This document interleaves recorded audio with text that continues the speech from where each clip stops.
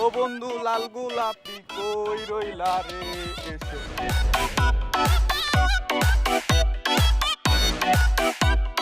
Rommel ভাই, বাড়িতে কি ওয়াজ মাহফিল নাকি ভাই? খিচুড়ি খেতে আসবেন? আরে না, বাড়িতে ওয়াজ মাহফিল না, ওই বাড়িতে তোর নতুন ভাবি আইছে। কি বিয়া করছেন? তাইলে তো খিচুড়ি চলবো না, গোস্ত পোলাও লাগবে। আচ্ছা আসিস আসিস, আমি তোর গোস্ত পোলা খাওনি, এখন আমি তাহলে যাই ভাই। হ্যাঁ যা।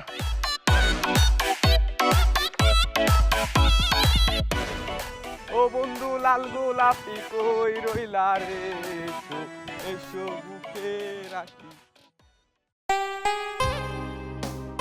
মিষ্টি রে, এবং এক গ্লাস পানি নিয়ে আয়।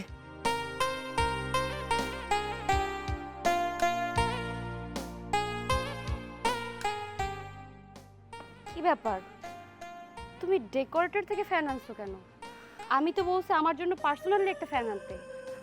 না মানে এটা কিনে আনি নাই, মানে এটা আমি ডেকোরেটর থেকে ভাড়া করে আনছি। মানে? মানে হইল গিয়া, তুমি তো জানোই তোমার সাথে আজকে কাজী অফিসে বিয়ার খরচ খরচা করতে যায়, আমার হাতে যে টাকা ছিল সব খরচ করে ফেলছি। মানে অফিস থেকে এখনো বেতন পাই নাই, মাসের শেষ, সামনের মাসের 10 তারিখে আমি বেতন পেয়ে যাবো। তখন তোমার জন্য আমি খাসা ফ্যান কিনে দেবো। আপাতত এই ফ্যানে বাতাস আমি পরীক্ষা করে নিয়ে আইছি, সুন্দর বাতাস দেয়। আচ্ছা ঠিক আছে।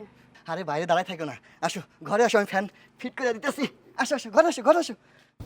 রোমেল আমাকে ভালো রাখার জন্য ও এতটা ত্যাগ স্বীকার করছে।